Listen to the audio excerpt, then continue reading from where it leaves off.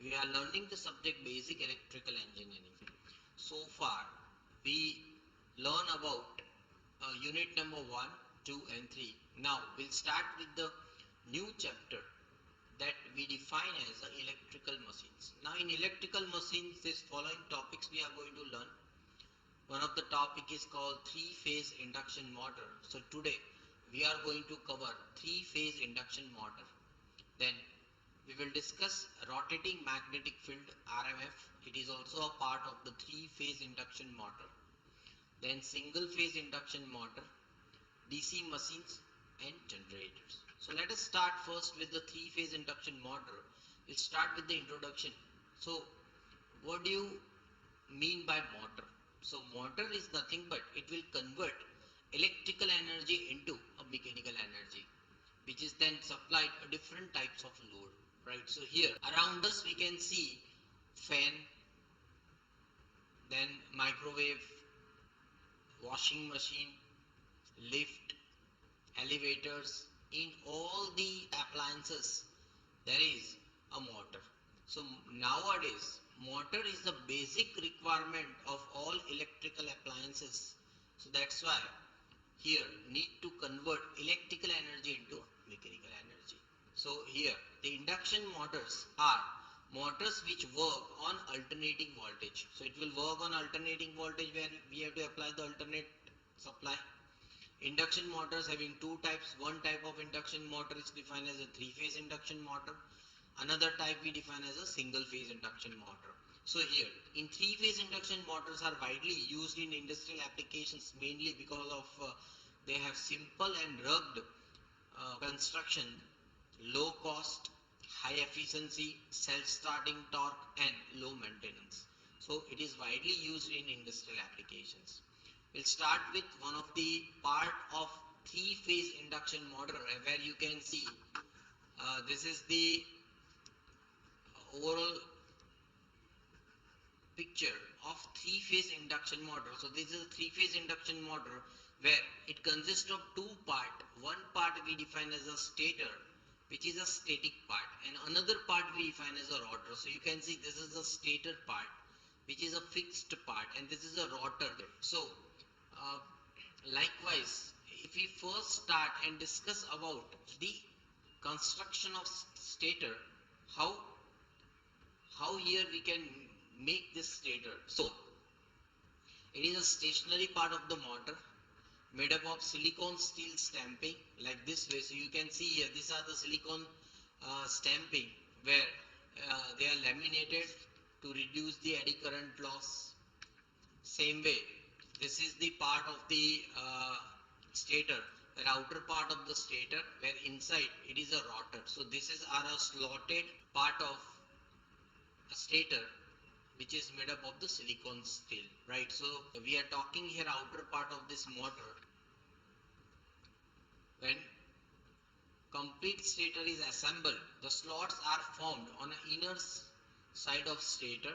So the slots may be open, closed or semi-open type. So here in three-phase windings are accommodated in all these slots. So here the windings are accommodated or wound over these slots, and it can have a star or delta connection. So three ends of this winding are brought to terminal box where the AC power is applied. So you can here see this is a AC box where the three-phase signal is applied. Now the another part of this induction motor is referred as a rotor, right, which is continuously rotating around this stator. So that's why this is defined as a rotor. Now there are two types of rotor. Here if we define, rotor is nothing but the rotating part of the motor. It is mounted on shaft which consists of hollow laminated core with slots on outer periphery. The winding placed in this slot is called rotor winding, maybe two types, squirrel cage type of rotor or a slip ring rotor or wound type of rotor. So you can see this is a squirrel cage type of rotor where all the slots are available here, all these conductors are available here, and this rotor is kept on a shaft. Same way here. So there are two types of rotor inside this three-phase induction motor. One rotor type is a squirrel cage type of rotor, and another is called slip ring or wound type of rotor. So based on this, now we can categorize this three-phase induction motor in a two types. One type is called squirrel cage induction motor, and another type we define as a wound type or slip ring type induction motor. Now, if we first talk about the type of rotor which is called a squirrel cage. So you see this, the shape is itself a kind of squirrel where there is a copper bars around it which is mounted on a metal ring, and this cores are also laminated. Inside there is a mild steel have been used which is a laminated part, so that will also produce magnetic flux around it. So you can see this is the diagram of the squirrel cage rotor where all the slots are available here. They are the same slots. This is a shaft, and these are the rotor bars. So these are the rotor bars here, right? So let us further discuss about the squirrel cage type of rotor. So this rotor consists of laminated core with skewed rotor slots. The rotor body is made up of silicon steel stamping, and construction looks like cage of squirrel.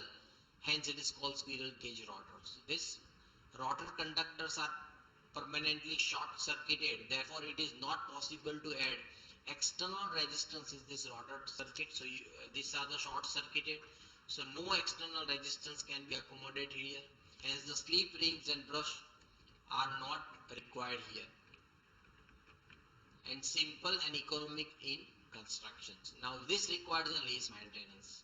So this is one type of rotor which we define as a squirrel cage. Another type of rotor we define as a wound type rotor or slip ring type of rotor. So you can see the rest of the arrangement as the squirrel cage is same, but here we add the external resistances to control the speed of the rotor, in another sense to control the torque of the rotor. So this rotor is having a resistance starter, and which is mounted through or which is fixed through this slip ring and brush. So here defined as a slip ring type of rotor. So this rotor is wound for a same number of poles as that of stator. The rotor is made up of laminations with slots on the outer periphery in which three-phase rotor winding is placed. The three phases are connected in star internally. Remaining three phases are brought out and connected to slip ring mounted on a shaft. So this are mounted on a shaft here. So this three phases are connected with the slip rings. As a regular three-phase winding is used for rotor, this type of rotor is called phase-wound rotor type, and it is also called slip ring type, or external resistance here is added or can be added. So these slip rings are made up of copper and phosphorus bronze, where running under normal condition these slip rings are short circuited. So here we externally apply the resistance, so by that way we can have control of torque for this slip ring induction motor. Now if we talk about the comparison of the slip ring motor and squirrel cage induction motor, then the another name of slip ring induction motor we define as a phase wound rotor, and this is a cage motor. Same way in terms of the construction, so slip ring motor is quite complicated in construction, while squirrel cage is a simple. Resistance can be added externally to the rotor. Here not possible to any type of resistance or external resistance. Starting torque is high, but for a squirrel cage it is a low. It is a low. Brushes are present in a slip ring, here absent in a squirrel cage. Maintenance is a frequent maintenance is required, since in a squirrel cage very less maintenance is required. Here the copper loss is very high in a slip ring motor, while very low in a squirrel cage motor. Efficiency is very low in a slip ring motor while high in a squirrel cage.